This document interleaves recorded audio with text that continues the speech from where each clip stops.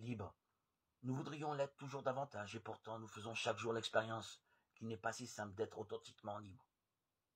Régulièrement, mis face aux potentialités de notre liberté aussi bien qu'à ses limites, nous réalisons à quel point nous sommes marqués par nos habitudes, nos réflexes de pensée ou nos préjugés. Certes, nous ne vivons pas sans influence, et d'une certaine manière, c'est heureux, parce que notre liberté s'est construite dans une communauté humaine qui porte forcément avec elle ses liens et ses conditionnements. La liberté n'est donc pas une donnée brute et définitive prémunie contre toute appartenance, mais plutôt le résultat d'une histoire, d'un chemin de croissance humaine et spirituelle.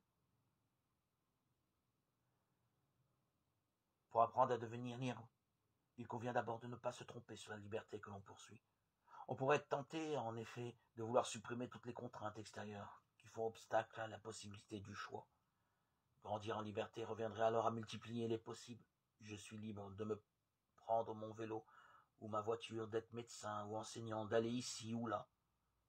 Que sais-je? Et pourtant, l'authentique liberté ne se trouve pas tant dans l'absence de contraintes extérieures que dans la capacité intérieure à mobiliser ma volonté. Si je choisis cette profession plutôt qu'une autre, en engageant toute ma personne vers un bien, alors je commence à être libre.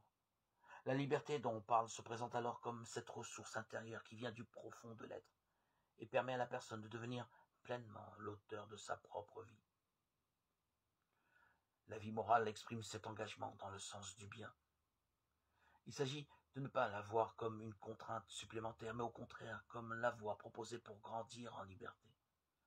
L'orientation de la personne vers son véritable bien est source en effet de libération et non d'aliénation.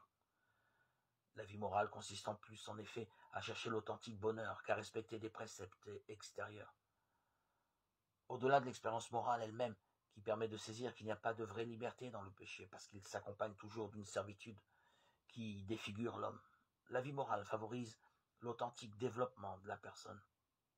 Être libre, c'est être plus moi-même, c'est-à-dire en possession de moi-même, pour agir selon ce que je suis,